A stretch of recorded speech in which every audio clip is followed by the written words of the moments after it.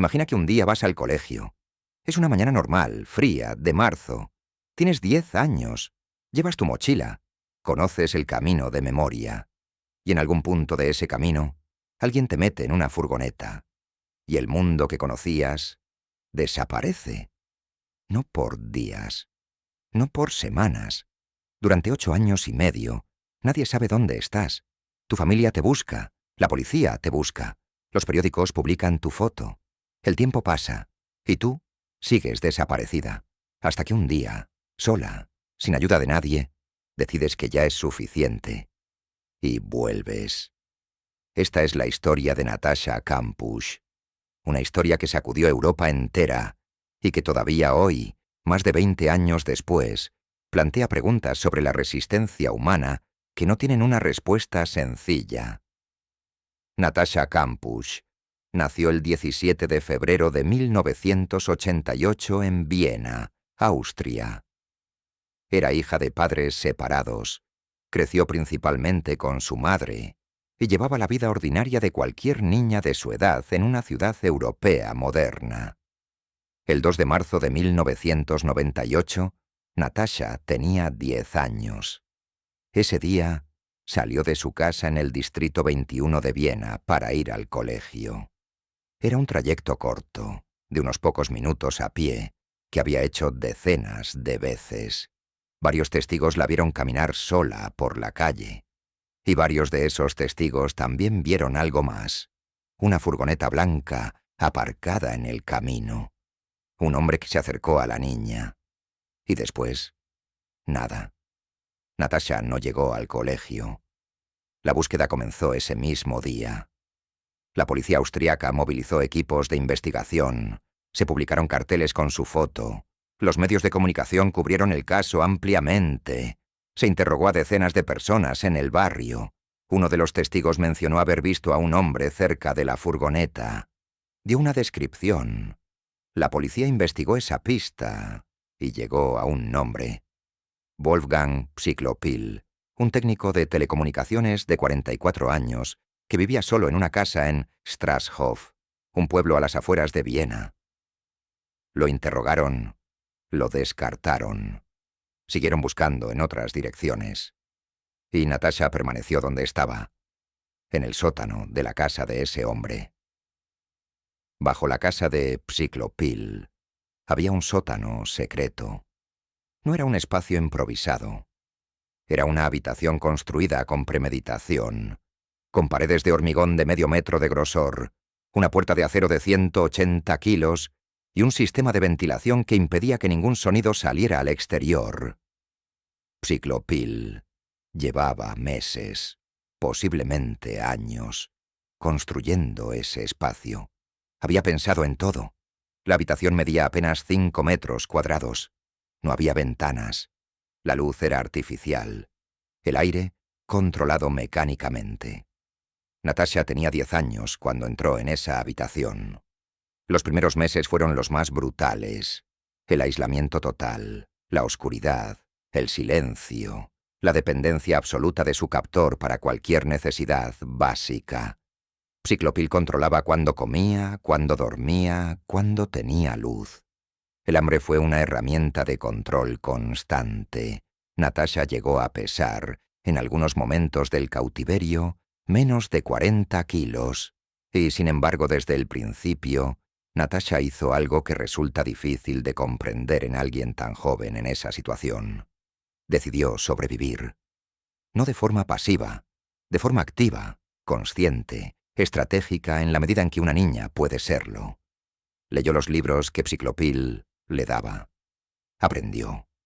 Pensó. Se habló a sí misma. Construyó un mundo interior que su captor no podía alcanzar aunque controlara todo lo demás. Con el paso del tiempo, la dinámica del cautiverio fue cambiando de formas que resultan perturbadoras y difíciles de entender desde fuera. Psychlopil no era un carcelero que simplemente ignoraba a su prisionera. Tenía una relación obsesiva con Natasha, una mezcla retorcida de control total y algo que él interpretaba como cuidado. Le llevaba libros, le enseñaba cosas, Hablaba con ella durante horas. Quería, en su mente enferma, ser el centro de su mundo. Quería que ella dependiera de él no solo físicamente, sino emocionalmente. Y al mismo tiempo la maltrataba, la privaba de comida, la castigaba, la encerraba en oscuridad total durante días, cuando consideraba que se había comportado mal. Es una combinación que los psicólogos reconocen como una forma extrema de lo que se llama vínculo traumático, un mecanismo de supervivencia por el cual una persona sometida a control total y violencia intermitente desarrolla una relación compleja con su agresor, porque ese agresor es al mismo tiempo la única fuente de contacto humano disponible. Natasha ha hablado de esto en sus libros y entrevistas con una lucidez que resulta extraordinaria. Ha explicado que entendía, incluso dentro del cautiverio, lo que le estaba pasando psicológicamente, que intentaba mantener una separación entre lo que sentía por necesidad de supervivencia y lo que era real. Eso, en una persona que entró en ese sótano con 10 años y creció dentro de él, es algo difícil de procesar. Los años pasaron. 1, 2, 5, 8. Natasha pasó de ser una niña de 10 años a ser una joven de 18. Creció en ese sótano. Su adolescencia entera ocurrió en 5 metros cuadrados. Con el tiempo, Psiclopil empezó a sacarla al exterior de forma muy controlada. Primero dentro de la casa. Después, eventualmente, al jardín. Hubo ocasiones en que la llevó de excursión, siempre bajo una vigilancia extrema, siempre con amenazas explícitas de lo que ocurriría si intentaba escapar o pedir ayuda. Esas salidas eran una tortura de otro tipo. Natasha podía ver el mundo, podía estar en él, podía rozar con los dedos la posibilidad de la libertad, y al mismo tiempo sabía que el más mínimo movimiento en la dirección equivocada podía tener consecuencias devastadoras. Hubo momentos en que estuvo cerca de personas que podrían haberla ayudado. Situaciones en que un grito, un gesto, una palabra, podría haberlo cambiado todo. Va a entender por qué no siempre actuó en esos momentos. Requiere comprender las condiciones psicológicas del cautiverio largo, que no son las que cualquiera de nosotros imaginaría desde fuera. El 23 de agosto de 2006 fue un miércoles. Natasha tenía 18 años. Ese día estaba trabajando en el jardín de la casa de Psiclopil. Era una de las tareas que él le había asignado. Psiclopil recibió una llamada de teléfono y se alejó para hablar. Y Natasha corrió. Saltó la valla del jardín. Llegó a la calle. Se metió en el jardín de un vecino. Llamó al timbre. Nadie abrió. Siguió corriendo. Llegó a otro vecino. Le dijo su nombre. Le dijo que llamara a la policía. La policía llegó. La llevaron a comisaría. Y allí, Natasha Kampusch, que había desaparecido con 10 años y a quien Austria entera llevaba 8 años buscando, confirmó quién era. Tenía 18 años, 3 meses y 21 días. Había pasado 3096 días en ese sótano. Mientras Natasha era identificada en comisaría, Wolfgang Psiclopil se suicidó, arrojándose al paso de un tren en Viena. Lo hizo pocas horas después de que ella escapara. Con su muerte, muchas de las respuestas que Natasha y la justicia necesitaban desaparecieron también. ¿Actuó solo? ¿Tuvo cómplices? ¿Qué ocurrió exactamente durante esos 8 años en todos sus detalles?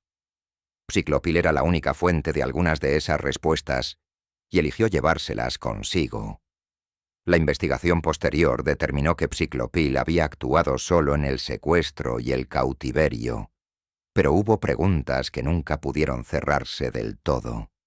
Lo que ocurrió después de la liberación de Natasha es, en cierto sentido, otra historia igualmente compleja. Austria la recibió con una mezcla de alivio, fascinación y, hay que decirlo, una curiosidad que a veces cruzó la línea de lo respetuoso. Los medios de comunicación la asediaron desde el primer día. El país entero quería saber cómo estaba, qué había pasado, cómo era posible que hubiera sobrevivido. Y Natasha eligió algo que sorprendió a muchos: hablar, no esconderse, tomar el control de su propia historia.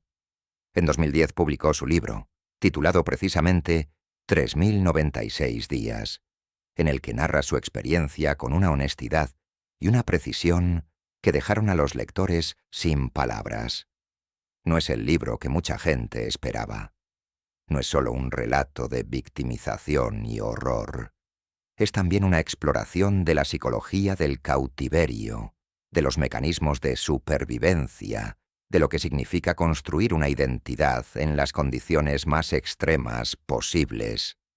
Ha dado conferencias, ha aparecido en televisión, ha hablado de temas que van mucho más allá de su caso personal. La psicología del trauma, los derechos de las víctimas, la forma en que la sociedad trata a las personas que han sobrevivido experiencias extremas.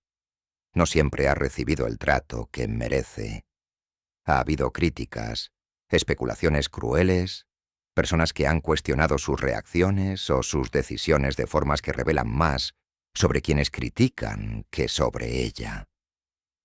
¿Qué nos deja la historia de Natasha Kampusch? Nos deja, en primer lugar, algo que pocas historias ofrecen: no una víctima pasiva, sino una persona que tomó decisiones activas para sobrevivir en condiciones en que la mayoría de nosotros no podemos ni imaginar qué haríamos. Nos deja también una reflexión sobre los fallos del sistema. La policía austriaca interrogó a Psychlopill en 1998, al inicio de la investigación, y lo descartó. Hubo errores procedimentales. Hubo pistas que no se siguieron con suficiente profundidad. Natasha podría haber sido encontrada antes. Eso es algo con lo que las instituciones austriacas tuvieron que confrontarse y que generó cambios en los protocolos de investigación de desapariciones de menores. Y nos deja, sobre todo, la imagen de una mujer joven que salió de 5 metros cuadrados después de 8 años y eligió, con plena conciencia, construir una vida. No desaparecer, no callarse, no dejar que la historia de su cautiverio fuera la única historia que se contara sobre ella. Natasha Kampusch tiene hoy 37 años. Vive en Austria. Ha creado una fundación que trabaja con víctimas de tráfico de personas y secuestro. Sigue hablando públicamente cuando considera que tiene algo que decir. En una entrevista, le preguntaron cómo había logrado mantener su sentido de identidad durante todos esos años de cautiverio. Su respuesta fue sencilla y devastadora a la vez. Dijo que siempre supo quién era, que Psychlopill podía controlar su cuerpo, su espacio, su tiempo, pero que había una parte de ella a la que nunca llegó, y que esa parte fue suficiente. Si has llegado hasta aquí, significa que este caso también te ha atrapado. Historias como esta nos recuerdan que la realidad puede ser más oscura que cualquier ficción. Si te apasionan los misterios, los crímenes reales y las historias que aún guardan preguntas sin respuesta, este canal es para ti. Suscríbete y activa la campana para no perderte los próximos casos que iremos investigando juntos. Y si te ha parecido interesante este caso, déjame un like, porque así ayudas a que más personas descubran estas historias. Nos vemos en el próximo caso, porque todavía quedan muchas historias por descubrir.